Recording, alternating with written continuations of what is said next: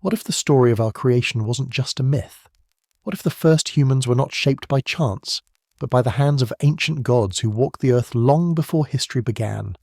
What if those gods, the lords of Mesopotamia, still watch us from the dust of their forgotten temples waiting to be remembered? Long before the pyramids, before any written word, they ruled from the land between two rivers, where clay met blood and humanity took its first breath. They were powerful, fierce and divine, and they said we were made to serve them. But what really happened in that ancient world? Why did the gods create us, and what did they leave behind? Tonight, we uncover the oldest story ever written, the tale of the Mesopotamian gods and the creation of humanity. Long before the great pyramids of Egypt rose from the sand or the marble temples of Greece reached for the sky, there was Mesopotamia, the land between two rivers.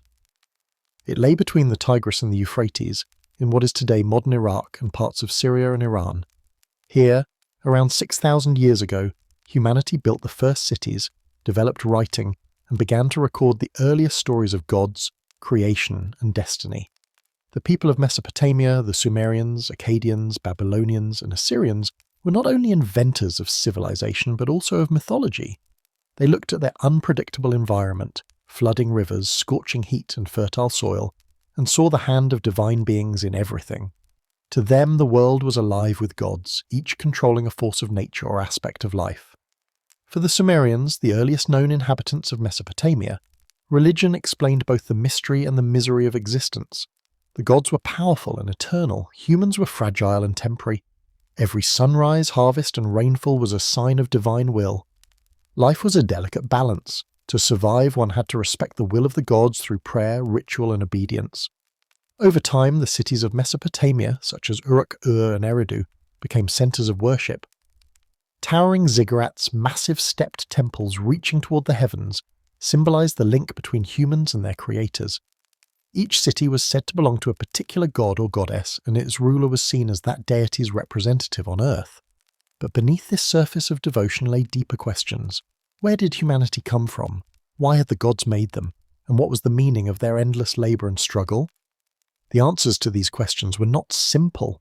They were woven through myths that evolved across centuries, told by priests, recorded on clay tablets, and preserved in cuneiform, the first written script. These myths spoke of a time before time when only gods existed, and chaos ruled the cosmos. Out of that chaos, the gods shaped the heavens and the earth, the rivers and the mountains, the stars and the moon. And eventually, when the weight of creation grew too great, they decided to make something new, something that would serve them, feed them, and maintain their temples. That new creation was humanity. The story of how humans came to be, moulded from clay and divine blood, would become one of the most influential myths in all of history. It would echo through later cultures, finding its way into the tales of Genesis, the Greek myths, and beyond. In the next section, we'll step back into that ancient world to understand the gods themselves, who they were, how they ruled the cosmos, and what kind of world they built before humankind walked the earth. In the beginning, before the world as humans knew it existed, there was only a boundless sea of chaos. The Sumerians called this primeval ocean Nammu, the mother of all things. From her watery depths, the first gods emerged. They were the builders of reality, the forces that shaped heaven and earth. The earliest Sumerian myths describe the cosmos as a great division between two realms, An, the sky, and Ki, the earth. These two deities were once united in a single body until their son, Enlil, separated them, allowing the world to take form. An became the god of the heavens, remote, shining and distant, while Kai became the goddess of the fertile earth.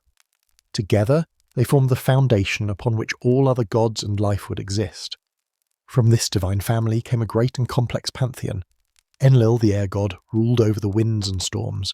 He became one of the most powerful deities, known as the King of the Gods. His word could raise cities or destroy them. His breath filled the lungs of all living beings. Another great deity, Enki, known later to the Akkadians as Ea, governed the waters beneath the earth and the forces of wisdom and creation. Enki was clever, compassionate, and often at odds with Enlil. Where Enlil ruled by authority, Enki ruled by intelligence. He was said to have crafted humanity's form and granted them knowledge. The gods were not all equal, and their relationships mirrored human society, filled with alliances, rivalries, and conflicts. They had families, emotions, and even made mistakes. The goddess Inanna, called Ishtar in later Babylonian myths, embodied love, fertility, and war. She was both a nurturer and a destroyer, representing the dual nature of life itself. Then there was Utu, the sun god, Nanna, the moon god, and Ninhursag, the great mother goddess of the mountains and the womb of the earth. Each of these divine beings had roles that reflected the natural order and daily life of the Sumerian people, the cycles of light and darkness, growth and decay, birth and death. As these gods shaped the world, they built their own cities in heaven and on earth. Each city in Mesopotamia was thought to be the dwelling place of a specific god. For example, the god Enlil ruled from Nippur, while Inanna watched over Uruk, and Enki's sacred home was Eridu, believed by some scholars to be the world's first city. The divine hierarchy was clear. At the top was Anu, the Akkadian name for An, the father of the gods and ruler of the heavens. Beneath him were the great gods, Enlil, Enki, and Ninhursag, who governed creation and fate. Below them were hundreds of lesser gods who managed the countless details of the world, from rivers and crops to dreams and illnesses. To the Mesopotamians, this divine structure explained everything. The universe was like a kingdom, and the gods were its rulers. Humanity, they believed, was destined to serve within this cosmic order. To the people of ancient Mesopotamia, the universe was not random or accidental. It was a grand system carefully organized by the gods. Every star, every gust of wind, and every drop of rain had meaning. The expression of divine will. The gods were not distant observers. They were active rulers who shaped the laws of existence and expected order to be maintained. At the heart of this system was a concept the Sumerians called Mi, sacred decrees or divine principles that governed all aspects of the cosmos. These Mi defined everything from kingship and justice to art, love, and even sorrow. They were, in essence, the blueprints of civilization. Whoever controlled the Mi controlled destiny itself. According to myth, Enki, the god of wisdom and the freshwater abyss, was the keeper of these divine laws. His temple in Eridu, known as the Iabzu, was believed to be the source of creative power and the place from which life emerged. Enki used his knowledge to establish order on earth and to help both gods and humans flourish. But even among the gods, power created tension. Control over the Mi could lead to balance, or chaos. The pantheon of Mesopotamia mirrored the structure of human kingdoms. Anu, the sky god, was the supreme ruler, though often distant from earthly affairs. Beneath him was Gemdu Enlil, who acted as the chief administrator of the cosmos, issuing commands, determining fates, and ensuring that divine laws were followed. Enlil's authority extended over the winds, storms, and the destiny of nations. Yet power among the gods was never stable. Their relationships were filled with alliances, betrayals, and divine politics. In one myth, the goddess Inanna travelled to Enki's domain and cunningly persuaded him to give her the Mi, the powers of civilization. She carried them back to her city, Uruk, bringing with her the gifts that made human culture possible: writing, craftsmanship, and law. This story symbolized how divine wisdom spread from one center of power to another, much like how knowledge moved between human civilizations. The gods were not omnipotent in the modern sense. They were powerful but fallible. They could be angered, deceived, or even overthrown. Their realm, much like human society, depended on balance, a delicate harmony between creation and destruction, justice and wrath, heaven and earth. When this balance was disturbed, disaster followed: floods, droughts, or plague. For the Mesopotamians, the divine order was both comforting and terrifying. It meant that the world was predictable, governed by laws that could be understood through ritual and prayer. But it also meant that any act of disobedience, from mortals or gods, could bring chaos. Thus, maintaining harmony with the divine order became the foundation of religion and daily life. Priests watched the stars, interpreted dreams, and performed sacrifices to keep the gods appeased. Kings, too, ruled as mediators between heaven and earth, responsible for keeping the cosmic system in balance. Before there was earth, sky, or light, the universe of Mesopotamian belief existed as a vast, swirling chaos of water and darkness. This primordial state was known as the Abzu, the endless deep. Within this watery abyss, the forces of creation slept, silent, formless, and eternal. The first beings to emerge from this chaos were Apsu and Tiamat, the male and female principles of fresh and salt water. Their mingling gave birth to the younger gods, the forces that would shape heaven and earth. But as the generations of gods multiplied, they became restless, noisy, and unruly. The older gods, especially Apsu, grew weary of the clamour and plotted to destroy them so that silence would return to the deep. This plan, however, was discovered by Ea, the Akkadian name for Enki, one of the young gods renowned for his intelligence and cunning. Ea acted swiftly, using his magical power to put Apsu into an eternal sleep and take his place as ruler of the waters. From this triumph came his temple, the Abzu, House of the Deep, the source of all creative life. But Tiamat, the great mother of chaos, was enraged by the death of her consort. To avenge him, she created an army of terrifying creatures, serpents, dragons, and monstrous beasts, and appointed a new champion, Kingu, to lead them into war against the younger gods. This great cosmic battle between the forces of chaos and order became the foundation of the Enuma Elish, the Babylonian creation epic written centuries later. In this myth, a young storm god named Marduk emerged as the hero. Granted supreme power by the other gods, Marduk armed himself with thunder and lightning and faced Tiamat in a battle that shook the heavens. After a fierce struggle, he pierced her body with his spear, splitting her in two. From one half he formed the sky, from the other he made the earth. Her eyes became the sources of the Tigris and Euphrates rivers, the lifeblood of Mesopotamia. Through this act, Marduk established cosmic order from chaos. He organized the stars, set the moon and sun in their paths, and assigned each god their proper domain. The universe, once a wild ocean of conflict, became a structured realm ruled by divine law. The victory of Marduk represented more than myth. It reflected how the Mesopotamians viewed the world itself. Chaos was always lurking, threatening to undo the fragile balance of order. It was only through divine strength, wisdom, and ritual that creation could be sustained. This story also revealed an important idea. The world was not made from nothing, but from the body of chaos itself. Creation was an act of transformation, shaping disorder into harmony, violence into life. Yet even after the gods brought order to the cosmos, they faced a great burden. The world required constant care, the rivers had to flow, temples needed offerings, and the heavens demanded attention. The gods grew weary, and so they turned their gaze toward a new solution, the creation of beings who could take over the work. After the cosmic battle was won and the heavens and earth were set in order, the gods faced a new problem. Though they ruled creation, maintaining it required endless labour. The rivers had to be tamed, the land cultivated, temples built and offerings made. The younger gods, weary of the toil, complained to the higher powers. It was then that a fateful decision was made, one that would change the course of existence forever. According to the ancient myths, the gods gathered in council to find a way to relieve their burden. The Sumerian god Enki, Akkadian Ea, proposed an extraordinary idea to create a new being that could work on behalf of the gods. This creature would be strong enough to farm the land, build temples, and perform rituals. In short, to serve the divine order. The Atrahasis epic, one of the oldest Mesopotamian stories about the creation of humanity, describes how this came to be. Enki and their mother goddess Ninhursag, also called Nintu or Mami, took clay from the earth, the same substance from which the world itself was shaped, and mixed it with the blood of a slain god named Kingu. Kingu had been the leader of Tiamat's army in the Great Celestial War. His blood carried divine intelligence, and by merging it with the clay, the gods gave humanity both earthly substance and divine essence. Ninhursag then moulded the mixture into human form, reciting sacred words as she shaped their bodies. The other gods breathed life into these figures, and thus the first humans awoke. They looked upon their créatures in awe, unaware of their purpose but filled with vitality and wonder.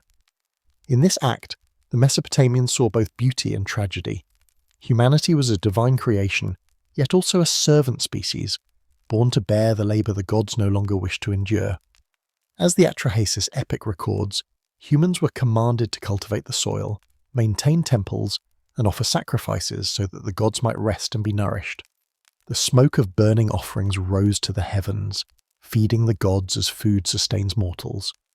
The creation of humanity also symbolized the merging of two worlds, the mortal and the divine. Humans were made of clay, bound to the earth and mortality, yet animated by divine blood, which gave them heart, creativity, and spirit. This duality, half earth, half heaven, defined the Mesopotamian view of human nature. People were not equals of the gods, but neither were they mere animals. They stood in between, responsible for maintaining harmony between creation and its creators. This story, recorded thousands of years ago, may be one of the earliest known explanations for why humans exist. It answered questions that all civilizations would later ask. Who made us? Why are we here? What debt do we owe to our makers? When the first humans rose from the clay, shaped by divine hands and filled with sacred breath, their existence was not meant to be free or idle. From the beginning, the gods had designed them with a purpose: to serve. Humanity was the bridge between heaven and earth, the workforce of the divine realm and the caretakers of the world the gods had created. In the Mesopotamian worldview, the universe was a vast household, and the gods were its masters. Each deity had their own domain. Some governed the skies, others the rivers, the winds, or the soil. But these divine beings did not till the land or gather food for themselves. They required temples, offerings, and constant care to sustain the cosmic balance. Humans were created precisely to meet these needs. The Sumerians called themselves the black-headed people, a term of cultural identity that also symbolized their role as servants of the gods. They believed their highest duty was to maintain the gods' dwellings, as the temples, and perform rituals that kept divine favor alive. Every act of agriculture, from ploughing to irrigation, was considered a sacred duty. By working the land, humans were not just feeding themselves, they were feeding the gods through offerings of grain, meat, and incense. This relationship between humans and gods was one of mutual dependence, but not equality. The gods provided the raw materials of life: rain, sunlight, fertile soil, and humans, in return, sustained the divine presence on earth. Without prayers and sacrifices, the gods might abandon their temples, and the world would fall into disorder. In the Atrahasis epic, after the first humans were created, the lesser gods who had once laboured on the earth rejoiced, for their burdens were lifted. Humanity took over their toil, digging canals, maintaining fields, and raising cities. But as the centuries passed, humans multiplied and filled the land. Their noise and restlessness began to disturb the gods once more. Enlil, the great lord of the air and authority, grew angry. He saw humanity's growing population and constant clamour as an offence to the peace of heaven. In his fury, he sent plagues and droughts to silence them. Yet the god Enki, who had compassion for his creations, secretly instructed humans how to survive. To honour the gods through rituals that would calm their wrath. This delicate balance between divine punishment and mercy would become a recurring theme in Mesopotamian myth. Humanity's survival depended not only on obedience but also on divine forgiveness. Through this relationship, the Mesopotamians developed a deep sense of duty and humility. Life was hard. Floods, famine, and war were common. But each hardship was understood as part of the cosmic order. To live was to serve, and to serve was to maintain harmony between gods and men. Once humanity was created and the divine order established, life in Mesopotamia became a constant negotiation between people and their gods. The Mesopotamians saw their deities not as distant or abstract forces, but as powerful beings who were deeply involved in every aspect of existence. From harvests to health, from war to weather, everything that happened in the human world was believed to reflect the will of the gods. This relationship was built on exchange and obligation. Humans provided worship, sacrifice, and obedience. The gods in turn granted protection, fertility, and prosperity, but divine favour was never guaranteed. The gods were unpredictable, emotional, and often demanding. Their moods could shift as quickly as the winds over the Euphrates. A bountiful harvest one year could be followed by famine the next, and both were seen as messages from heaven. Temples served as the meeting point between mortals and the divine. Each city-state had its own patron deity, a god or goddess who ruled from their sacred ziggurat. In Uruk it was Inanna, goddess of love and war. In Eridu, Enki, god of wisdom. In Nippur, Enlil, the great lord of wind and authority. The temple staff, priests, priestesses, and scribes, were the intermediaries. They performed rituals, offered sacrifices, and interpreted omens. Their task was not only to worship, but to communicate with the gods, ensuring the city's continued favour and survival. The gods' interaction with humanity was also guided by fate, known in Akkadian as Shimtu, a concept deeply woven into Mesopotamian thought. Fate was the decree of the gods, a divine script that determined the course of events in both mortal and immortal realms. Even the gods themselves were bound by certain aspects of fate which made it a force both mysterious and sacred. When the gods were pleased, they could bless their followers with abundance. The sun would shine, the rivers would flood gently, and the crops would flourish. Kings would rise to power under divine favour, claiming their right to rule through the blessing of their city's patron deity. Many Mesopotamian rulers referred to themselves as the shepherds of the gods, chosen to care for the people on behalf of heaven. But when the gods were angered, their wrath was devastating. Storms, droughts, disease, and invasions were seen as punishments for neglecting divine duties or breaking sacred laws. One of the most famous examples of divine wrath comes from the Epic of Gilgamesh, where the gods send the Great Flood to wipe out humanity for their arrogance and noise. This story, told long before the biblical version of Noah, reflects the same fear that human disobedience could bring about total destruction. Still, divine punishment was never the end of the story. Mercy and restoration were always possible through prayer, repentance, and ritual. Humanity's survival depended on understanding the God's will, reading the signs, offering atonement, and living in harmony with the cosmic order. In ancient Mesopotamia, religion was not from politics or daily life. It was the very foundation of both. The gods were the true rulers of the world, but since they could not physically walk among humans, they appointed representatives on earth to govern in their name. These were the kings and priests, who acted as mediators between the divine and mortal realms. The Mesopotamian king, or Lugal in Sumerian, was not viewed as a god himself, but as a chosen servant and protector of divine order. His authority was sacred because it came directly from the gods. In royal inscriptions, kings often declared that they had been chosen by Enlil, or Belavietu of Inanna. This divine endorsement was crucial, or it legitimized their rule and ensured the loyalty of their subjects. To rule well, a king had to maintain harmony between heaven and earth. This meant keeping the gods pleased through constant devotion, temple construction, and justice. Many kings proudly recorded their building projects as acts of worship, not vanity. The rebuilding of a ziggurat or the dedication of a new temple was seen as restoring the balance of the universe. If crops failed or enemies invaded, it was often believed that the ruler had failed in his divine duties. Beside the king stood the priests and priestesses, the interpreters of divine will. They were responsible for maintaining rituals, sacrifices, and communication with the ones. The temple was not only a place of worship, but also the heart of the city's economy, owning land, storing grain, and employing workers. The priests acted as both religious leaders and administrators, ensuring that offerings were made and records kept in cuneiform tablets. Each major city in Mesopotamia was seen as the earthly home of a specific deity. For example, Uruk was the city of Inanna, Ur was dedicated to the moon god Nanna, and Eridu to Enki, the god of wisdom and water. The temple of each city was designed as a miniature version of the cosmic order. Its inner sanctum represented heaven, and its foundations symbolized the underworld. In this way, human architecture mirrored divine creation. The cooperation between kings and priests was essential for stability. The king ensured order and defense, while the priests maintained spiritual balance. Together, they reflected the Mesopotamian belief that the universe itself was a partnership between divine authority and human duty. This sacred hierarchy extended throughout society. Farmers, craftsmen, and labourers all saw their work as offerings to the gods. When a potter shaped clay or a farmer irrigated a field, he was participating in the same creative act that had brought humanity into being. Every task, no matter how small, was part of maintaining me, the divine order first established by the gods. This worldview made Mesopotamia one of the most organised and stable civilizations in ancient history. Its laws, art, and culture were all reflections of divine harmony.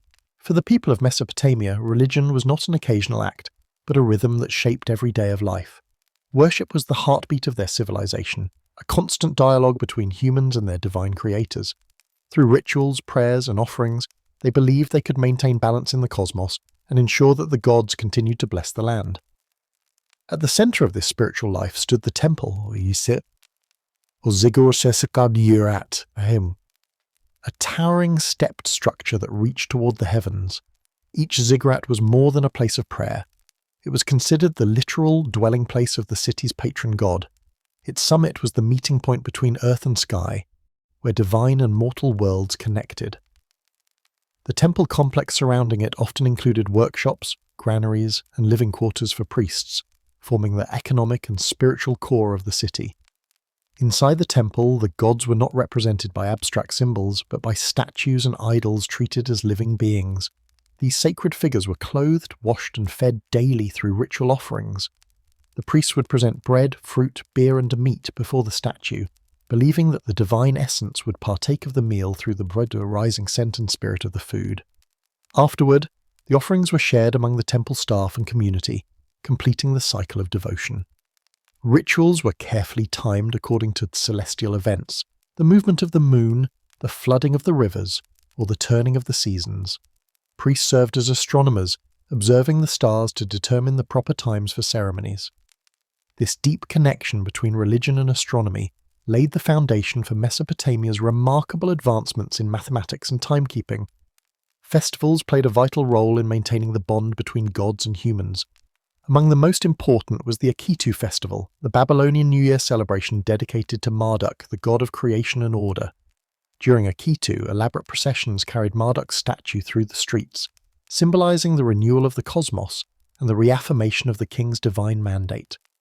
It was a time when the people believed that the boundaries between heaven and earth grew thin and the gods walked among them.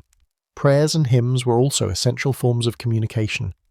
Many of these have survived on clay tablets, revealing a faith that was both reverent and deeply human. Worshippers praised their gods with poetry, confessed their sins, and sought forgiveness. They asked for protection from disease, success in harvest, and mercy during hardship. One Sumerian hymn to the goddess Inanna calls her the great light of heaven, fierce in battle and gentle in mercy, showing the complex emotions with which the people approached their deities. Yet worship was not only about asking to them, it was about balance. Every ritual reaffirmed humanity's role as caretaker of creation. Neglecting the gods could bring disaster, but faithful service brought peace and prosperity. Among all Mesopotamian myths, few are as powerful and enduring as the story of the Great Flood, a tale of divine anger, human survival, and the fragile bond between gods and mortals. This story, preserved in the Epic of Gilgamesh and earlier in the Atrahasis epic, is one of humanity's oldest surviving legends. It would later echo through the ages, influencing the Hebrew story of Noah and the flood in the Book of Genesis. The flood begins, as many Mesopotamian stories do, with divine frustration. Humanity, created to serve the gods, had grown too numerous and too noisy. The constant clamour of human life disturbed Enlil, the great lord of the air and authority. Unable to rest, he resolved to wipe out humankind completely, restoring silence to the world. Enlil gathered the divine council, and together the gods agreed to unleash a devastating flood. They vowed to keep the plan secret, ensuring no mortal could escape the destruction, but Enki, the god of wisdom and compassion, could not bear to see his creation perish. Bound by the oath of secrecy, he found a clever way to warn a righteous man named Atrahasis, known as Utnapishtim in later Babylonian versions. Through a dream, Enki whispered to Atrahasis, instructing him to build a massive boat.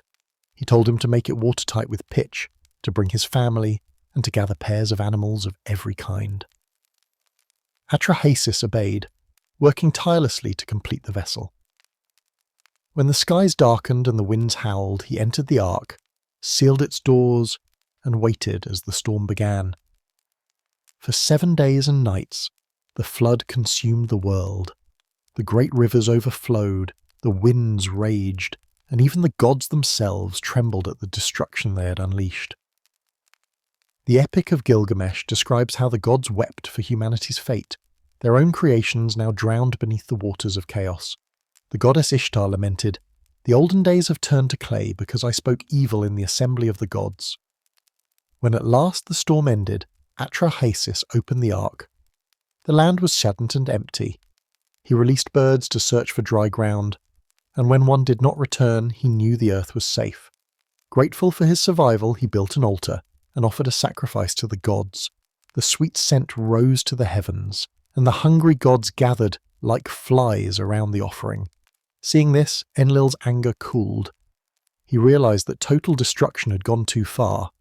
Enki then spoke to him, suggesting a new way to control humanity's noise and population through natural limits such as disease, aging, and childbirth difficulties, rather than complete annihilation. Moved by this wisdom, Enlil granted Atrahasis and his wife eternal life, sending them to live at the ends of the earth as the guardians of the human story. This flood myth reflects the Mesopotamian understanding of life's delicate balance, between divine justice and mercy, between destruction and renewal. Humanity's survival was not a right but a gift, one earned through devotion and preserved by the compassion of the gods. When we look back at Mesopotamia, that ancient land between the rivers, we are not just studying ruins and tablets, we are listening to humanity's first attempt to understand itself.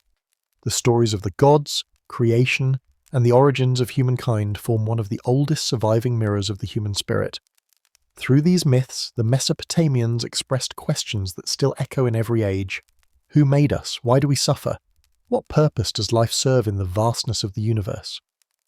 The Mesopotamian answer was profound in its simplicity and honesty. Humanity, they believed, was born of both earth and in heaven, shaped from clay yet animated by divine blood. This dual nature explained everything about the human condition: strength and weakness, wisdom and folly, creativity and mortality. To be human was to exist between two worlds, never fully divine, never merely animal. In their myths, the gods were powerful but imperfect, compassionate yet vengeful. They reflected human nature in divine form. Their loves, rivalries, and mistakes taught that even cosmic order depended on constant effort. Just as the gods had to maintain the universe, humans had to maintain the temples, the fields, and their moral balance. Existence was not a gift freely given. It was a duty to be upheld. This worldview shaped every part of Mesopotamian civilization. The concept of kingship as a divine trust, the rituals of worship, the writing of laws, and even the invention of cuneiform, all were expressions of a deeper desire to preserve order in a world threatened by chaos. The gods might be distant, but their presence was felt in the cycles of the sun, the flow of the rivers, and the breath of life itself. The influence of these ideas reached far beyond Mesopotamia. The Hebrew Bible, Greek philosophy, and later religious traditions all bear traces of these early myths. The story of the flood, the belief in a god who molds humans from clay, the notion of divine justice and moral responsibility, all find their earliest written forms in the tablets of Sumer, Akkad, and Babylon. The Mesopotamians were the first to imagine a universe governed by laws, both physical and moral, and this idea became the seed from which later civilizations grew. Yet perhaps the most enduring lesson of Mesopotamian thought is humility. Humanity, they believed, was precious but small, a necessary part of the cosmic machine, not its center. To live rightly was to recognize one's place between clay and divinity, between service and wisdom. The Mesopotamians did not dream of conquering the gods. They sought to live in balance with them. Today, thousands of years later, their clay tablets still speak. They tell us the search for meaning, the yearning to understand our origins and destiny, is as old as civilization itself. From the first temple at Eridu to the mighty city of Babylon, from the first written word to the latest scientific theory, humanity has been asking the same question that the people of Mesopotamia once carved into wet clay. What does it mean to be human in a world shaped by the divine? Long before the towering skyscrapers of modern cities and the fast-paced lives we now live, there was a world so intricate, so deeply rooted in nature and the stars, that its legacy still echoes across the lands it once called home. This was the world of the Mayans, an extraordinary civilization that blossomed in the heart of what we now call Central America. Their story begins thousands of years ago, long before European explorers ever set foot in the Americas. The Mayans were one of the most brilliant and fascinating ancient civilizations in human history. Their roots dig deep into the soil of Mesoamerica, an area that today includes southern Mexico, Guatemala, Belize, Honduras, and parts of El Salvador. In these lush, mountainous, and jungle-covered lands, the Maya people built a society that would leave behind some of the most impressive ruins, myths, and mysteries of the ancient world. The story of the Maya begins around 2000 BCE, when early farming communities started to emerge in the region. These early people began to cultivate maize or corn, which became the backbone of their diet and culture. As generations passed, their societies became more organized, their homes more structured, and their beliefs more deeply rooted in the rhythms of the earth and sky. They studied the stars, mapped the heavens, built towering pyramids, and developed a writing system unlike anything seen before in the Americas. By the time the classic period of Maya civilization began around 250 CE, they had already established a number of powerful city-states, each with its own rulers, priests, and grand temples reaching toward the heavens. The Maya weren't one single empire ruled by a central power, but rather a network of independent cities, each competing for influence and power, much like the city-states of ancient Greece. These cities, names like Tikal, Palenque, Copan, and Kalakmul, rose majestically from the jungles with their stone pyramids and plazas, their sacred ball courts and observatories. Life in these cities was bustling, colorful, and spiritual. Artisans crafted beautiful pottery and stone carvings. Farmers worked the land and priests observed the sky, predicting celestial events with astounding precision. The rulers of these cities were not just kings. They were believed to be divine intermediaries between the gods and the people. Religion, politics, and science were deeply intertwined in Mayan life, forming a culture that was rich in meaning and purpose. As the centuries passed, the Mayans developed one of the most sophisticated calendars in the ancient world. Their knowledge of astronomy allowed them to track the movements of the sun, moon, and planets with astonishing accuracy. They could predict solar eclipses, track Venus through the sky, and align their temples to the solstices and equinoxes. They measured time, not just in years or days, but in cycles upon cycles, believing that time itself was sacred and moved in great repeating patterns. Their famous long count calendar, which sparked widespread fascination and confusion in 2012, was a masterpiece of mathematical and astronomical knowledge, counting not just years but vast epochs of human and cosmic history. Perhaps even more impressive was their writing system. The Maya were the only ancient civilization in the Americas to develop a fully functional system of writing. Their hieroglyphs, carved into stone, painted on pottery, and written in codices made from bark, told stories of gods and kings, battles and alliances, rituals and myths. These written records, many of which have been deciphered by modern scholars, offer us a window into their world, their thoughts, and their fears. Through them we learn not only of great wars and powerful dynasties, but also of dreams, poems, and the everyday lives of people who lived more than 1,000 years ago. Yet, their achievements were not limited to the intellectual. The Mayans were master builders and engineers. Without metal tools, draft animals, or even the wheel, they constructed massive stone structures that still stand today, hidden among the jungles, visited by tourists and studied by archaeologists. They built vast cities with intricate layouts, including roads, temples, palaces, and ball courts. Their step pyramids, such as the one found at Chichen Itza, rise majestically into the sky, their staircases aligned with the stars, their architecture echoing both power and reverence. These cities were not just political centers, they were sacred landscapes designed to mirror the cosmos, connecting the heavens, earth, and the underworld.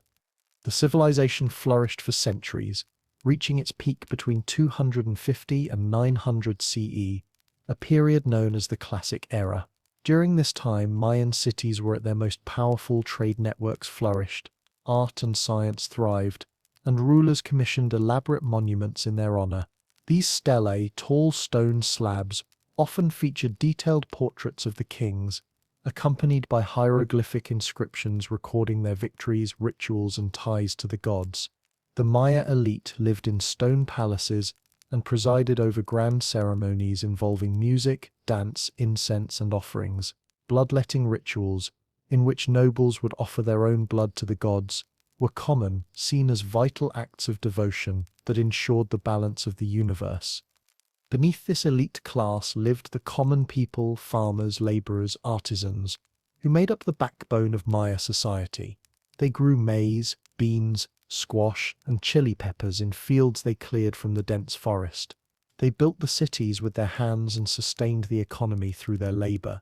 Despite the rigid class system, these people participated in religious festivals, worshipped local gods, and passed down traditions that still live on among Maya descendants today. Family life, storytelling, weaving, and farming, these everyday acts formed the true fabric of Mayan civilization. But as we admire all that the Mayans achieved, we must also confront the mystery that still baffles historians and scientists today: the question of their decline. By the end of the 9th century, many of the great southern cities of the classic period were abandoned. The jungle slowly reclaimed them, their towering pyramids left to the birds and the vines. The question remains why? What caused such a brilliant and thriving civilization to fade into silence? Some suggest environmental factors played a major role. Studies of lake sediments and tree rings suggest the region experienced a series of devastating droughts, possibly worsened by deforestation and over-farming. As the population grew, the land was pushed to its limits. Crops failed, cities ran out of water, and famine spread. Without a stable food supply, political tensions may have flared into full-blown warfare. The divine kings, once believed to control the forces of nature, may have lost their legitimacy in the eyes of the people.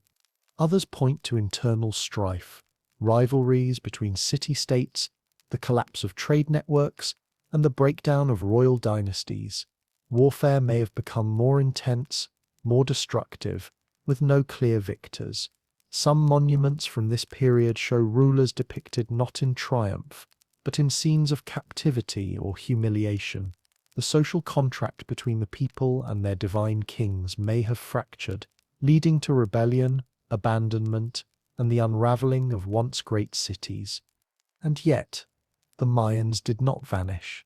While many southern cities were abandoned, the civilization endured in the northern Yucatan Peninsula, where cities like Chichen Itza and Uxmal continued to thrive for centuries more. When the Spanish arrived in the 1500s, they found a region still populated by Maya people, still speaking their language, still practicing many of their traditions, even as colonial rule tried to erase them. The Maya never disappeared. They adapted, endured, and continued their story in the face of conquest and change. Today, millions of Maya descendants live throughout Central America. They speak the languages of their ancestors, wear traditional clothing, and celebrate rituals that have survived for thousands of years. Their resilience is a powerful reminder that civilizations do not simply fall. They transform, they adapt, and they live on in the people who carry their legacy forward. The story of the Mayan civilization is one of brilliance, beauty, mystery, and endurance. They were stargazers, architects, poets, and farmers. They carved temples that scraped the sky, developed calendars that tracked the cosmos, and wrote down their dreams in stone and ink. Their achievements rivaled those of ancient Egypt, Mesopotamia, and China, proof that knowledge and creativity blossomed not just in the old world, but also in the dense jungles of the new. As we gaze upon their ruins today, we are not just looking at stones and relics. We are witnessing the echoes of a people who once dreamed of the stars, who built a world in harmony with the earth and sky.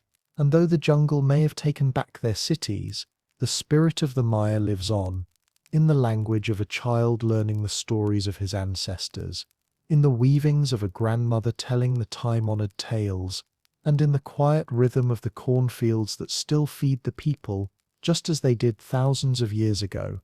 So when we ask, who were the Mayans, we are not just asking about the past, we are seeking to understand a people who continue to shape the present.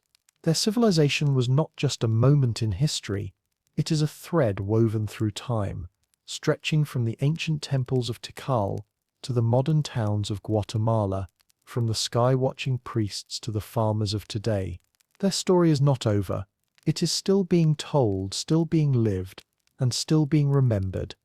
And as we close our eyes tonight, letting the rhythm of the past lull us into sleep, we can imagine a world lit not by electricity but by torches and stars. A world where people look to the sky not just for answers but for meaning. A world where every stone had a spirit, every tree a memory, and every life a place in the grand story of the cosmos. This was the world of the Maya, and though time may have marched on, their legacy still whispers through the leaves of the jungle, waiting for us to listen. In the quiet, misty jungles of ancient Mesoamerica, a civilization flourished that would one day leave behind puzzles etched in stone and knowledge written among the stars. The Mayans, a people often cloaked in mystery, were far more than simple farmers or temple builders. They were thinkers, observers, record keepers, and pioneers of knowledge.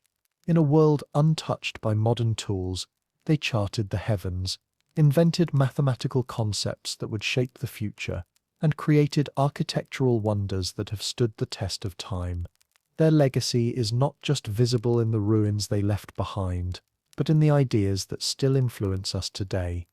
Among their most remarkable contributions was their understanding of numbers. While civilizations around the world struggled to express large quantities, the Mayans developed a mathematical system that was elegant, flexible, and surprisingly modern. They used a vigesimal system, meaning it was based on the number 20 instead of the 10 we use today, with just 3 simple symbols: a shell for 0, a dot for 1, and a bar for 5. They could represent huge numbers with ease. But what truly sets their system apart is the shell, the symbol for 0. Long before 0 was used in Europe, or even widely accepted in the Old World, the Mayans had already embraced the concept. This was not just a placeholder, but a fully functioning part of their calculations. They understood that 0 could represent nothing, and yet play a powerful role in building the numbers around it. This early recognition of 0 marks one of the great intellectual achievements of the ancient world. It allowed for complex calculations, calendar tracking, and precise astronomical observations. In many ways, the invention and use of 0 opened a door to mathematical thinking that still serves humanity to this day. Their grasp of numbers seamlessly extended into their study of the heavens. Astronomy was not simply a curiosity to the Maya. It was a necessity, a sacred duty. They believed that the movements of the stars and planets influenced life on Earth, and through careful observation, they could align their rituals and decisions with cosmic events. Their knowledge of celestial cycles was so advanced that modern researchers remain astonished by their accuracy. Without telescopes, satellites, or digital tools, the Maya tracked the motion of the Sun, the Moon, and the planet Venus with incredible precision. They knew that Venus had a cycle of 584 days, and they recorded its appearances and disappearances meticulously, linking them to political and religious events. Eclipses were predicted through complex calculations, and solstices and equinoxes were observed from temple observatories that were built with cosmic alignment in mind. Their calendars, perhaps their most famous creation, were more than just ways to mark time. They were reflections of the universe itself. There were multiple calendars in use, each serving a unique function. The Tulgin, a 260-day sacred calendar, was used for religious rituals, prophecy, and spiritual cycles. The Hab, a solar calendar of 365 days, kept track of agricultural and seasonal events. But the true brilliance came with the long count calendar, a linear, continuous system that could track time across thousands of years. It marked great cosmic cycles and was used to record historical events far into the past and future. This is the calendar that stirred the imagination of the world in 2012, when a misunderstanding led many to believe the Maya had predicted the end of the world. In truth, they had simply marked the end of a great cycle, just as a clock strikes midnight and begins again. To the Maya, time was not a straight line but a sacred rhythm, a repeating pattern woven into the fabric of the cosmos. Each date was a unique combination of calendar cycles, rich with meaning and influence, and they recorded these dates in stone, leaving behind histories carved into monuments, temples, and codices. As impressive as their knowledge of numbers and stars may be, it was matched by their achievements in architecture. Deep in the jungles of Mexico and Central America, rising above the trees like stairways to the heavens, the pyramids of the Maya still stand as silent testaments to their genius. These were not simple structures, they were spiritual machines, carefully aligned with celestial events and layered with symbolism. The pyramid at Chichen Itza, known as El Castillo, or the Temple of Kukulkan, is perhaps the most famous. Each of its 4 staircases has 91 steps, and when you add the platform at the top, the total is 365, the number of days in a solar year. Twice a year, during the spring and autumn equinoxes, the setting sun casts shadows on the steps that create the illusion of a serpent slithering down the pyramid's edge. It is a perfect fusion of science, art, and mythology. Beyond pyramids, the Mayans built grand palaces, observatories, and ceremonial platforms. In cities like Tikal, Palenque, and Uxmal, you can still walk through plazas that once echoed with the sound of drums and chants. Their architecture was not just monumental, but thoughtful. Temples were placed to align with sunrise and sunset. Palaces were oriented to take advantage of the breeze and light, and ball courts were designed with acoustics in mind, amplifying the sound of the ritual games played within them. These were not random buildings. They were built with purpose, every stone a part of a larger spiritual and scientific vision, and all of this was achieved without the use of the wheel, metal tools, or animals to carry heavy loads. Instead, they relied on human labor, ingenuity, and generations of architectural knowledge passed down through time. Yet another of the Mayas' stunning achievements was their writing system. While many ancient cultures left behind only art or symbols, the Mayans developed a complete written language, one of the most sophisticated in the pre-Columbian Americas. Their script, composed of over 800 unique hieroglyphs, could express everything from names and dates to complex political events and poetic metaphors. Some glyphs represented sounds, others entire words or ideas. Together they allowed for a level of expression that was both functional and beautiful. These hieroglyphs were carved into stone stelae and temple walls, painted on ceramic vessels, and written on folded books made from tree bark known as codices. These codices, though most were destroyed during the Spanish conquest, contained astronomical records, historical chronicles, and sacred rituals. Of the thousands that once existed, only 4 survived the flames of colonial destruction. But these 4, known as the Dresden, Madrid, Paris, and Grolier codices, provide an invaluable glimpse into the minds of the Maya scribes. Reading their writing is like opening a window into a vanished world. We learn of kings who conquered rival cities, of rituals performed under specific moon phases, of offerings made to the gods during times of drought and war.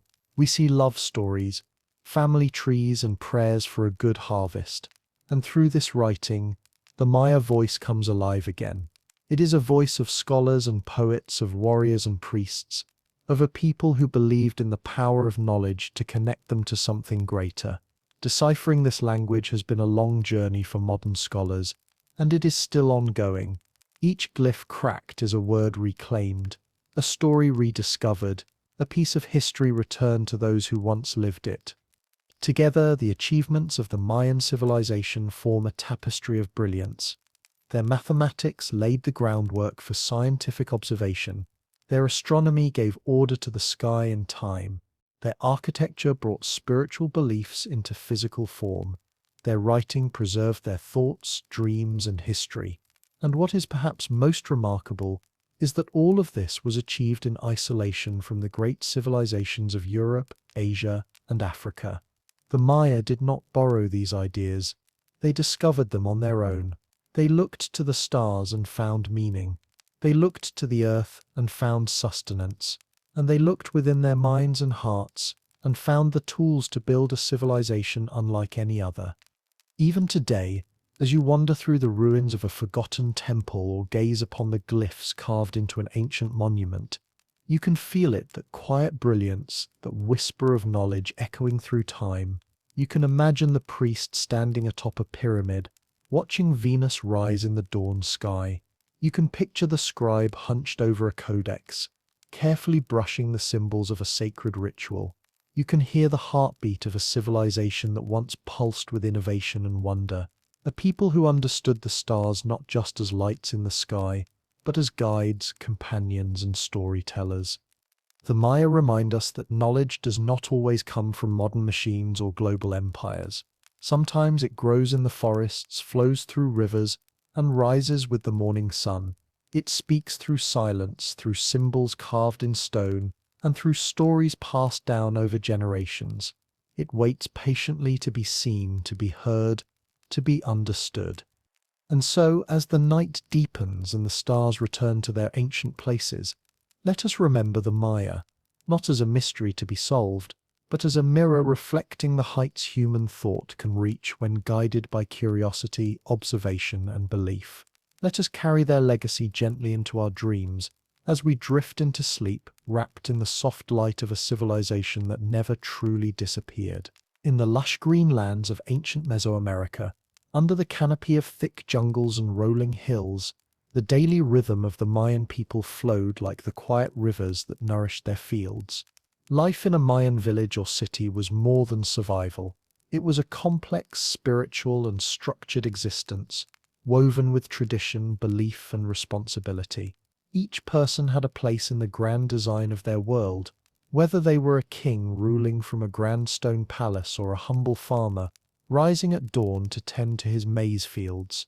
Though thousands of years have passed since their great cities thrived, we can still imagine how the Mayans lived, what they believed, how they worked, and how they understood their place in the universe. At the top of Mayan society stood the king known as the Ajor, a figure both political and divine. He was not merely a ruler in the earthly sense, but a sacred leader, believed to be chosen by the gods to act as a bridge between heaven and earth. The king's responsibilities went far beyond law or war. He was expected to maintain balance in the cosmos, to perform rituals that kept time flowing and crops growing. His words were law, but his actions were deeply spiritual. Around the king, a small but powerful class of nobles advised him and managed various aspects of the city-state. These nobles were warriors, governors, and high-ranking officials. They lived in stone houses near the temples and palaces, and were educated in reading, writing, and religious knowledge. Beside them stood the priests, a group with immense influence. The Mayan priests were scholars, astronomers, mathematicians, and spiritual guides. They kept the calendars, interpreted omens, read the stars, and led rituals that were believed to ensure the favor of the gods. They were the keepers of stories, myths, and history, many of which were carved into stone or written in sacred codices. For the Mayans, religion was not a separate part of life. It was the center of everything. Every harvest, every birth, every war, and every day began and ended with the gods in mind. The priests were guardians of this connection. Beneath the ruling class and the priests were the common people, farmers, artisans, builders, and traders. Though they did not live in palaces or attend royal ceremonies, they formed the true heart of the civilization. Most Mayans were farmers, rising with the sun and working the land with dedication. Their homes were simple, made of wood and thatch, and often built around a central courtyard shared by extended family members. Life was communal. Children played together while elders told stories, and meals were shared with gratitude. Corn or maize was the foundation of their diet and their belief system. The Mayans believed that the gods made humans from corn, and so every kernel was sacred, every harvest a gift. To grow their crops in the dense jungle environment, the Mayans developed a technique known as slash-and-burn agriculture. They would clear a patch of forest by cutting down the vegetation and letting it dry in the sun. Then they set it on fire, using the ash to fertilize the soil. After planting maize, beans, squash, and chili peppers, the fields would be used for a few seasons before being left to recover. While this method was effective in the short term, it required careful rotation and movement to avoid exhausting the land. Farmers often had multiple plots at different stages, some freshly burned, some ready to harvest, others resting. It was a rhythm that echoed the cycles of nature itself. Farming was not only about planting and harvesting. It involved rituals and offerings to the gods, prayers for rain, and ceremonies of gratitude. Before planting, farmers might bury offerings such as small figurines, maize kernels, or bits of jade to ask the gods for a good season. During dry periods, priests and farmers would come together to perform rain ceremonies, invoking the rain god Shak to bless the fields. Farming was sacred work, and the food produced was not simply sustenance, it was spiritual nourishment. Beyond the fields, other members of society practiced crafts and trades. Artisans carved intricate sculptures from stone and jade, painted beautiful ceramics, and wove elaborate textiles.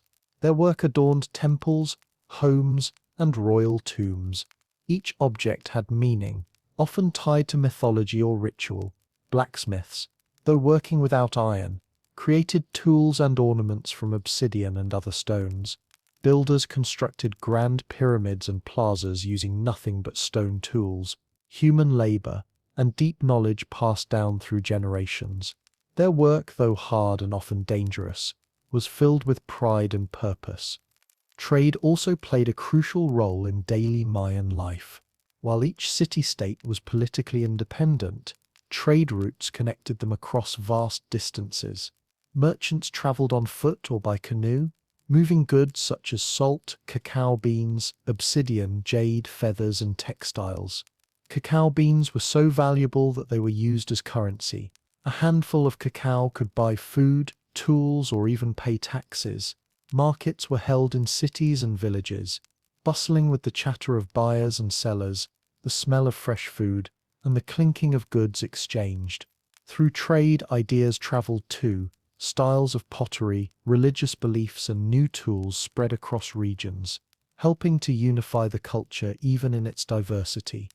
Religion was the invisible thread that connected all parts of Mayan life. The people believed in a vast pantheon of gods and goddesses, each with specific roles tied to nature, time, death, and life. The sun god, the maize god, the rain god, and the gods of the underworld were ever present. Life was seen as a journey between worlds, the earthly realm, the heavens, and the Nexabolba, or underworld. The Mayans believed that proper ritual and conduct could maintain balance between these realms. To honor the gods and ensure harmony, ceremonies were held frequently. Offerings of food, incense, flowers, and blood were made. Among the most dramatic rituals were human sacrifices. These were not acts of cruelty, but of cosmic necessity, as the Mayans believed that blood carried sacred energy. Sacrifices were made during important festivals, after military victories, or to mark celestial events. Victims were often war captives or volunteers chosen for their purity. The heart, considered the seat of the soul, was offered to the gods, while the people gathered in solemn reverence. It was a sacred moment, a bridge between human and divine. Rituals were not limited to the temples or the elite. Ordinary people also maintained small altars in their homes, prayed to household gods, and observed festivals throughout the year. Births, marriages, harvests, and even illnesses were occasions for religious observance. Shamans and healers used herbs, chants, and sacred objects to treat ailments, believing that sickness could be caused by spiritual imbalance. Dreams were interpreted, omens were read, and the future was glimpsed through sacred calendars. Children were raised with strong community values and a deep respect for their ancestors. From a young age, they learned the roles they would eventually play, boys learning farming, crafting, or trade from their fathers, girls learning weaving, cooking, and household rituals from their mothers. Education for the elite included reading, writing, and astronomy, while most children learned through observation and repetition. Names were often given based on the day of birth, each day believed to carry a unique energy and destiny. As night fell over the Mayan world, families gathered around small fires, the stars above reflecting the stories told by the elders. They believed the sky was a great book, written with the movements of the gods. Every star, every planet, had a role in the unfolding story of time. The Milky Way, they said, was a sacred river flowing through the heavens, a path that souls traveled on their way to the afterlife. Even in the quietest villages, this sense of cosmic connection was never far from mind. The Mayan world was one of order and devotion. Everything had its time, its place, and its meaning. From the cornfield to the temple, from birth to death, the people lived in harmony with the land, the gods, and each other. Their cities may have risen and fallen, but their culture was rich with wisdom and rhythm, a way of life deeply attuned to nature and the unseen forces around them. Today, the descendants of the ancient Maya still walk the same lands, speak the same languages, and grow the same corn. Though the great cities now lie in ruins, overgrown by jungle and softened by time, the spirit of the people endures. In the weaving patterns of a shawl, in the quiet prayers whispered at dawn, in the laughter of children chasing each other through the village, echoes of the ancient daily life continue. The Mayans lived with purpose, not just for survival, but for balance. Balance between nature and man, between body and spirit, between the known and the mysterious. Their daily life was not ordinary. It was sacred, rooted in a world where every tree had a soul, every season had a god, and every action carried meaning. They did not see themselves as separate from the earth or the sky. They were a part of it, living in the heart of a living, breathing cosmos. And so, as we drift into sleep, let us remember the quiet dignity of the Mayan farmer, rising before dawn to greet the sun with open hands. Let us remember the scribe painting sacred symbols by candlelight, the priest watching the stars for signs, the mother whispering lullabies beneath a thatched roof. Let us hear the soft rustle of maize leaves, the distant sound of a drum, the peaceful hum of a world in harmony. The daily life of the Mayans was not grand by modern standards, but it was full of meaning, of connection, and of deep, enduring beauty. In the heart of dense rainforests, where howler monkeys echo in the canopy and the scent of wild orchids fills the air, the Maya built cities of stone that still stand today, whispering stories of power, mystery, and time. These cities were not scattered villages or simple towns.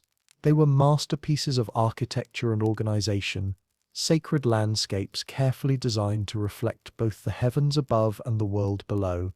As we journey through the ancient world of the Maya, we find ourselves walking the quiet, moss-covered plazas of Tikal, gazing at the elegantly carved facades of Palenque, climbing the steep pyramids of Kupan, and finally standing in awe beneath the shadow of Chichen Itza's great temple. These cities were more than centers of life. They were centers of the universe for the Maya. Tikal, one of the greatest and most powerful Maya cities, rose from the lowland jungles of modern-day northern Guatemala. At its height, it was home to tens of thousands of people and covered an area of more than 60 square kilometers. As you approach its massive stone temples, your footsteps fall quiet, as though the forest itself respects the weight of history. Temple Air, the temple of the great jaguar, towers over the grand plaza, its steep steps leading to the tomb of a long-dead king. The skyline of Tikal is defined by these pyramid temples, rising above the trees like fingers pointing to the sky. From the tops, the Maya priests once studied the stars, performed sacred rituals, and watched the sun rise and fall in perfect alignment with their calendar. The city was not built at random. Every structure had its purpose, its place in the spiritual design of the city. The plazas were not just gathering spaces. They were stages for rituals that connected the people with their gods. Ball courts, where sacred games were played, were often placed between temples representing the heavens and the underworld. This was not simply sport. It was ceremony, where the outcome held cosmic significance. Palaces were built with careful attention to light and shadow, designed to honor celestial events. The city was alive with meaning. At its heart was the belief that every stone laid had a reason, every wall a message, every building a mirror of the cosmos. Farther to the west, nestled in the foothills of the Chiapas Mountains, lay Palenque, a city known not for its size but for its elegance. While Tikal was grand and towering, Palenque was delicate and refined, with temples that looked like lace carved in stone. The Temple of the Inscriptions holds the tomb of Pakal the Great, one of the most celebrated kings in Mayan history. His sarcophagus lid, carved with intricate symbols, has puzzled and fascinated scholars for decades. Some see in it a journey to the underworld. Others claim it holds clues to forgotten knowledge. Whatever the meaning, it reflects the depth of Maya belief and the artistry of their hands. Palenque was a city of innovation. Its engineers built complex systems to manage water, using aqueducts and canals to control the flow of rivers and springs. The palaces featured towers, courtyards, and carved reliefs that told the stories of gods, kings, and the cycles of time. Here, politics and religion walked hand in hand, with each ruler considered a divine representative on earth.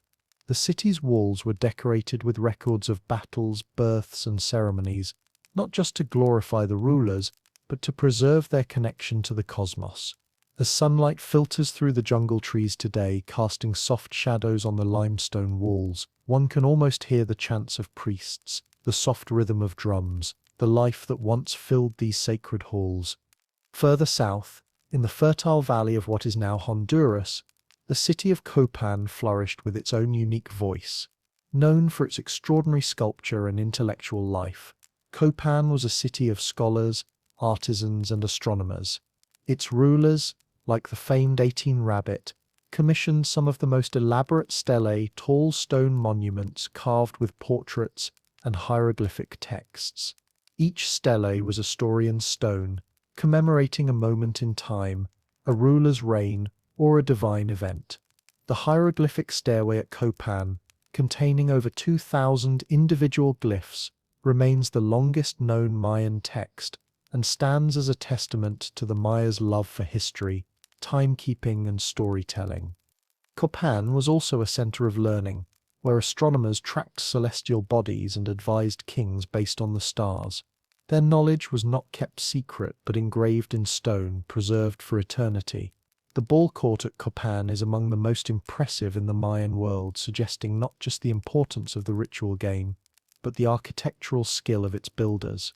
Even the altars, circular, low, and elaborately carved, carried messages of cosmology, sacrifice, and the eternal dance between gods and men. Unlike some cities that projected power through sheer size, Copan commanded respect through wisdom, art, and the careful recording of time. As powerful as these southern cities were, their dominance did not last forever. By the late 9th century, something began to change. The jungles grew quiet, the plazas emptied. One by one, the great cities of the southern lowlands were abandoned. Tikal, once echoing with ceremony and song, fell silent. Palenque's halls were overtaken by vines and moss. Copan's great stairway became a stairway for birds and lizards. Historians and archaeologists have long debated the cause. Some point to environmental collapse, droughts, overuse of land, and deforestation that led to famine. Others blame internal conflict, warfare between cities, political upheaval, or the breakdown of the social and spiritual order. It is likely that many factors converged, slowly unraveling the delicate balance of Maya society. With growing populations and limited farmland, pressure mounted, the belief systems that once held people together may have faltered when the rains stopped and the crops failed. Priests could no longer promise renewal, kings could no longer maintain control, and so the people left. They did not vanish into thin air but moved on, settling in smaller communities, carrying their language, beliefs, and traditions with them. Though the temples crumbled, the people remained. Yet, while the southern cities declined, new centers of power rose in the northern Yucatan Peninsula, in what is now modern-day Mexico. Here, the great city of Chichen Itza began to shine. Unlike the cities buried in rainforest, Chichen Itza was built in a drier, more open region, where different challenges shaped a new kind of Maya society. The city drew not just from traditional Maya culture, but also from outside influences, Toltec, Central Mexican, and others. This blending of ideas created a city unlike any other, with architecture that was both familiar and new. At Chichen Itza, the Temple of Kukulkan, also known as El Castillo, stands as a perfect fusion of science and art. This pyramid was designed with such precision that during the spring and autumn equinoxes, the setting sun casts shadows along its staircase that create the illusion of a serpent descending the pyramid's side.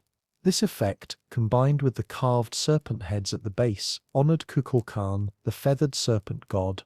It was not simply a display of skill, but a message, a story told through light and shadow, through stone and silence. The city's ball court is the largest in the Maya world, measuring over 500 feet long. Here, the sacred game was played not for entertainment but for ritual. Its acoustic design is so perfect that a whisper at one end can be heard clearly at the other. Nearby, the Temple of the Warriors, the observatory known as El Caracol, and the sacred cenote used for offerings and sacrifices all speak of a city still deeply spiritual, still connected to the cosmos, but transformed by time and trade. Chichen Itza thrived long after the fall of its southern cousins. It became a center of pilgrimage, of learning and of power. Pilgrims came from far and wide to see its wonders, to offer gifts to the gods, and to witness the alignment of sky and stone. Its survival is not just a geographical accident, but a reflection of adaptability. The northern cities learned to live with fewer rains, to blend traditions, and to create new forms of community and belief. While they did not avoid the eventual decline that came with the arrival of Spanish conquest, their legacy endured longer, their stories stretching further into time. Walking among the ruins today, we are struck not just by the size or beauty of the structures, but by the unity of vision that connects them. From Tikal's soaring temples to Palenque's graceful tombs, from Copan's scholarly stairways to Chichen Itza's cosmic serpent, each city reflects a deep understanding of place, of purpose, and of time. These were not just cities, they were living calendars, sacred maps and theatres of ritual. Every stone had meaning. Every plaza had a voice. Every shadow told a story. Though centuries have passed, and jungles have reclaimed what was once grand, the cities of the Maya continue to speak. They whisper in the rustle of leaves, in the chirping of birds that nest among the ruins, and in the quiet awe of those who visit them. They remind us that greatness is not measured only by conquest or wealth, but by the harmony between people and the world they live in. The Maya built with intention, lived with meaning, and watched the sky not just for navigation, but for inspiration. And as the night falls and the stars begin to appear, just as they did for the Maya priests and kings, we can close our eyes and imagine the glow of torches along the temple stairs, the soft sound of flutes drifting across the plazas, and the heartbeat of a civilization that lived in tune with the universe. Their cities may be silent now, but their story is still alive, etched in stone, written in the sky, and carried gently in the wind. For centuries, the great cities of the ancient Maya stood as testaments to human brilliance. Pyramids touched the clouds, astronomers watched the skies from sacred observatories, and kings performed rituals believed to maintain balance between the heavens and the earth. But one day the jungle began to grow silent.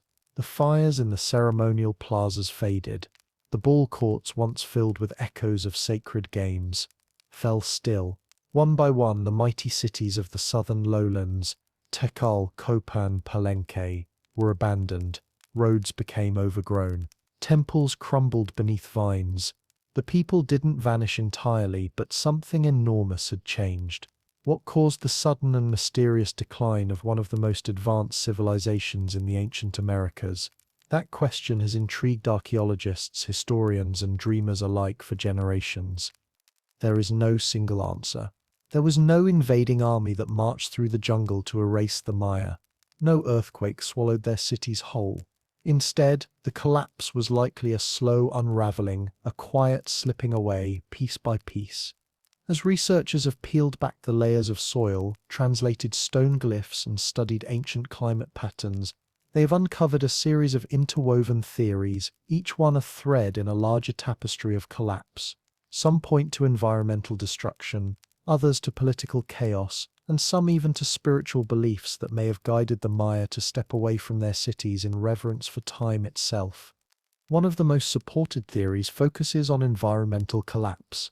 The Maya lived in a tropical region with rich forests, fertile soils, and reliable rainfall, at least in the beginning. But as their cities grew, so did the demand for resources. Trees were cut down to clear land for agriculture, to provide timber for construction, and to fuel the fires used for making lime plaster, a key ingredient in their architecture. Over generations, vast swaths of forest were reduced to farmland. The soil, no longer protected by trees, began to erode. Its fertility faded. The land could not recover as quickly as it was being used. The once lush surroundings began to thin, and the environment that had supported such growth slowly began to work against them.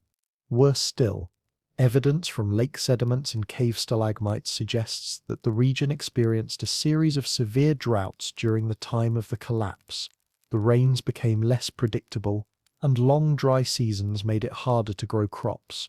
For a civilization so closely tied to nature and the cycles of time, these changes would have been devastating. The sacred relationship between humans, gods, and the land was breaking. The rituals meant to call the rain or protect the harvest may have stopped working, or at least appeared to. When water ran low and crops failed, the very foundation of society began to crack. As food became scarce and rainfall uncertain, the growing population only made matters worse. At the peak of the classic period, some Maya cities housed tens of thousands of people, all relying on a fragile system of agriculture. The slash and burn method, while effective for small populations, could not sustain large, permanent settlements without rotation and recovery. The result was a dangerous imbalance. More mouths to feed meant more land cleared, more trees burned, more pressure on the environment. And when the rains failed or the fields turned barren, hunger would have spread quickly. Food shortages became not just a problem of survival, but a political and social crisis. With famine often comes conflict, and this appears to have been true for the Maya. Political instability and warfare may have played a major role in the collapse. The Maya civilization was never a unified empire ruled by a single leader. Instead, it was a patchwork of independent city-states, each ruled by its own king. These cities often formed alliances or clashed with one another, sometimes engaging in ritual warfare meant to capture prisoners for sacrifice or to demonstrate power. But as the system strained under environmental and social pressure, these conflicts may have become more violent and widespread. Carvings from the late classic period show scenes not just of glorious kings and peaceful ceremonies, but of captives, battles, and cities at war. Some monuments were left unfinished. Some royal lineages ended abruptly. Cities that once rivaled each other may have turned against one another in desperation. Rulers, once seen as divine, lost their legitimacy when they could no longer promise reign or stability. Without faith in their leaders, people may have rebelled or simply walked away, choosing to live in smaller, more manageable communities rather than remain under the shadow of crumbling authority. The story becomes even more complex when we consider the idea of external invasion. Some early theories suggested that a foreign people may have invaded the Maya lands, displacing or destroying the existing culture. But over time, this idea has lost support. There is little archaeological evidence of widespread invasion or cultural replacement during the period of collapse. No sudden change in pottery styles, no foreign weapons, no signs of violent conquest that match those seen in other ancient collapses. The cities were abandoned gradually, not destroyed overnight. The people did not disappear. They moved, they adapted. Their descendants still live across Central America, speaking Maya languages and practicing traditions that reach back thousands of years. The disappearance was not an end, it was a transformation. Perhaps the most fascinating and most often overlooked theory lies in the spiritual worldview of the Maya themselves. To the Maya, time was not a straight line but a circle, a repeating cycle of eras and events. They believed in cosmic ages, long periods governed by different gods and energies. The end of one era did not mean total destruction, but the beginning of another phase in cosmic history. This belief, recorded in their calendars and myths, may have influenced how they saw the collapse of their cities. When crops failed, when the rains did not come, when leaders fell and wars raged, they may have interpreted these signs as the natural end of an era. Not a failure of society, but a sacred transition written into the universe itself. In such a view, the abandonment of cities may not have been chaotic or desperate.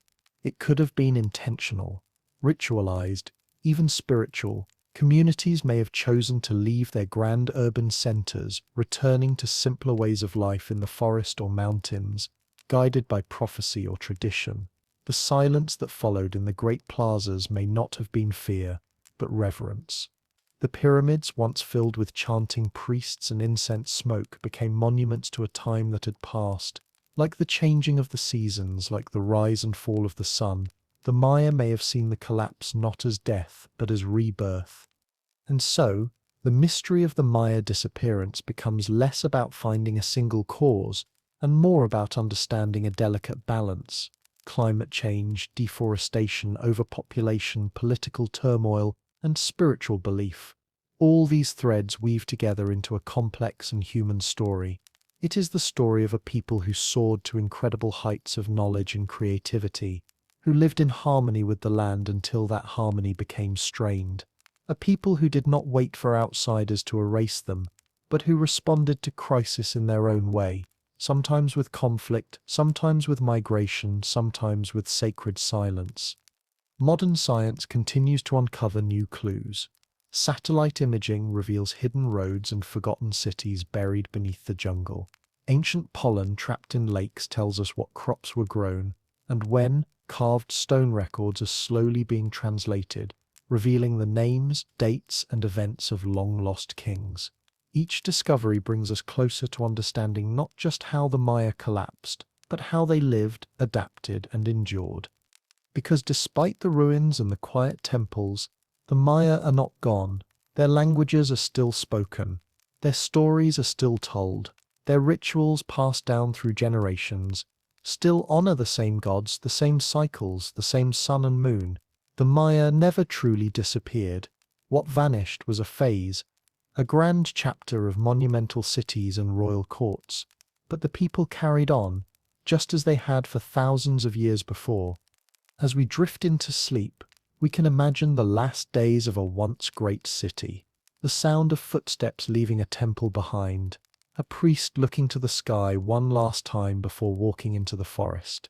A mother gathering her children, whispering that they are going home, not because they failed, but because time itself had shifted. The wind moves through the trees. The jungle closes in, and slowly, gently, the city becomes quiet. But even now, the stars above are still in their places. The sun still rises in the east. The old calendars still turn, and perhaps somewhere deep in the night, the ancient drums still echo, soft, distant, eternal, reminding us that the end of one world is simply the beginning of another. Deep in the jungles of Central America, time seems to stand still. Trees rise where great plazas once opened to the sky. Roots creep over the broken steps of temples.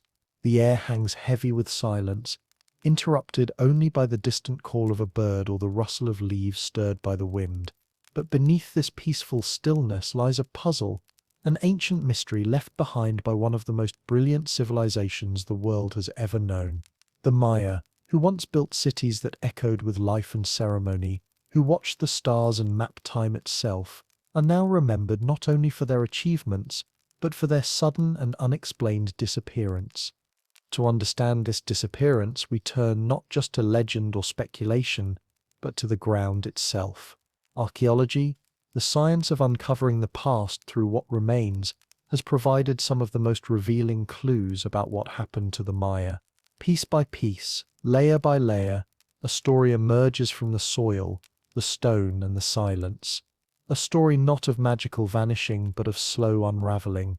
A story that can only be told by the cities the Maya left behind. As researchers began to explore the dense forests of Guatemala, Mexico, Belize, and Honduras, they stumbled upon something remarkable: entire cities swallowed by the jungle. These were not small settlements, but massive urban centers, once home to tens of thousands of people. Their scale was staggering. Grand plazas stretched wide under the open sky. Pyramids rose above the treetops. Palaces, temples, and ball courts lay hidden beneath layers of vegetation. Cities like Tikal, Copan, Palenque, and Calakmul had been completely abandoned, their stone walls now standing in eerie silence. The discovery of these abandoned cities raised a question that echoed through the archaeological world. Why would a people who had achieved so much simply walk away? One of the first signs that something went wrong can be seen in the buildings themselves. In several sites, archaeologists uncovered structures that were never finished, temples left incomplete, their stairs only partially carved, plazas with foundations laid but no buildings raised, walls that begin only to stop abruptly, as though the workers had simply put down their tools and vanished. This suggests a sudden halt to construction, a sign that something disrupted daily life, something that forced entire cities to change course or abandon their plans. Even more telling are the layers of construction found in many temples. In Maya tradition, it was common to build new structures on top of older ones, often as a way to honor past kings or to align with astronomical events. But toward the end of the classic period, many of these layers show signs of haste or inconsistency. Quality declines, materials change, rituals that once accompanied construction are no longer present. It's as if the focus shifted from spiritual growth to simple survival. Something had changed in the way the Maya viewed their world, and it was being reflected in the very stones they placed. Further evidence lies in the earth itself. In some ancient cities, archaeologists have discovered mass graves, burials that suggest more than natural causes, bodies found with signs of trauma, wounds that point to conflict, or hurried, unceremonial burials. In Copan, a mass grave was found containing over a dozen individuals, all seemingly buried at once, without the care typically shown to the dead. In another site, the remains of nobles were found thrown together, suggesting a possible overthrow or rebellion. These signs of violence hint at internal conflict, possibly civil wars, political uprisings, or desperate attempts to seize control as society began to fracture. Inscriptions carved into stone stelae support these findings. Where once the carvings told of glorious kings and divine rituals, later inscriptions become sparse, fragmented, or cease altogether. In some cities, the last known date recorded is followed by silence. No further mention of rulers, no ceremonies, no achievements. The scribes stopped writing. The story ended not with a bang but with an absence, a quiet fading from history. But perhaps the most powerful evidence of collapse comes not from stone but from the tiny particles trapped in lakes and soil. Scientists have studied sediment layers from lakes near major Maya cities, extracting long cores of mud that preserve ancient records of climate, agriculture, and vegetation. These sediment cores act like time machines, revealing year by year what was happening in the environment. One key discovery is the sudden drop in pollen from maize, the staple crop of the Maya. In layers dated to the time of the collapse, maize pollen sharply declines, replaced by the pollen of weeds and wild plants. This suggests that fields were no longer being cultivated, that farming had stopped or drastically declined. Without maize, the foundation of Maya life was crumbling. Even more alarming are the signs of intense drought. Layers of sediment show an increase in minerals and dust that typically appear during dry periods. Stalagmites from caves, slow-growing formations that record centuries of rainfall, also show clear evidence of prolonged drought during the 9th and 10th centuries.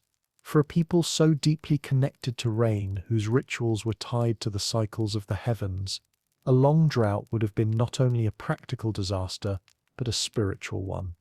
The Maya built their cities in areas without large rivers. They depended on rainwater collected in reservoirs and cisterns. When the rains failed, their entire system was threatened. The priests, who were expected to maintain harmony with the gods, may have been seen as having lost favor.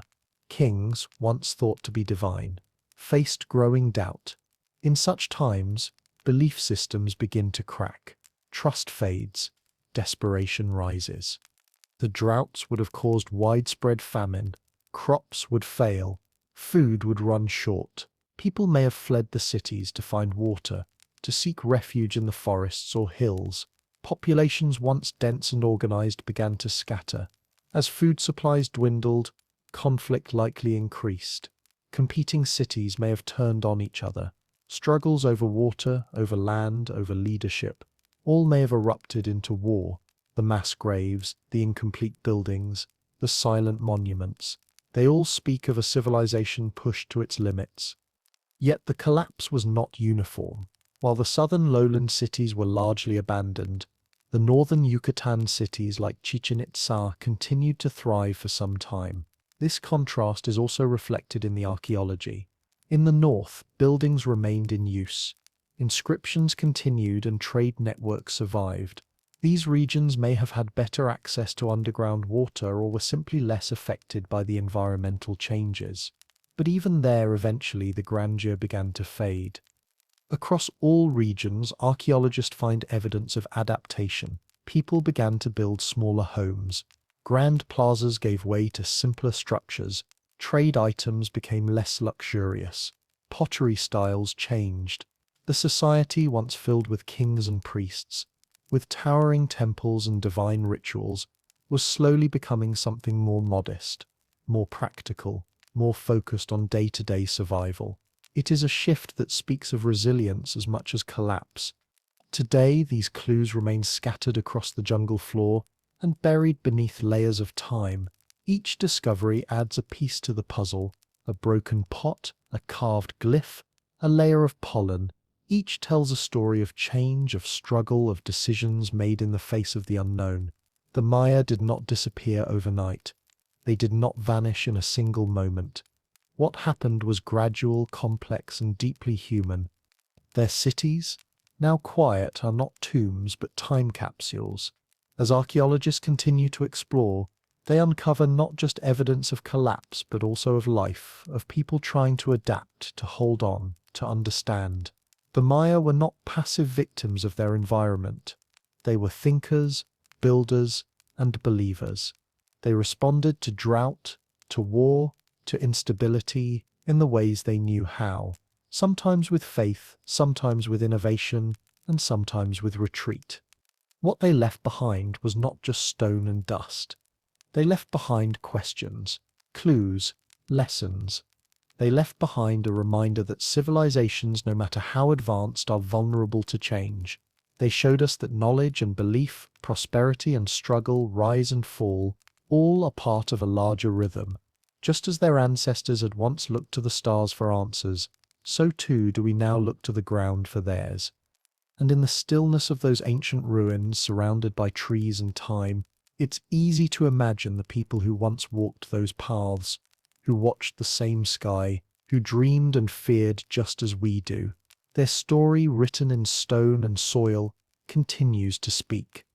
As you drift into sleep, imagine the slow quieting of a city, a final ceremony under a darkening sky, a priest placing his tools in a basket for the last time, a mother leading her children into the forest, away from the crumbling temples toward a new beginning, and the jungle, patient and eternal, slowly rising to reclaim what was once filled with light and sound. Even in their absence, the Maya are still here, in the glyphs on ancient walls, in the pollen trapped beneath the earth, in the questions that echo through the ruins, and in the dreams of those who listen.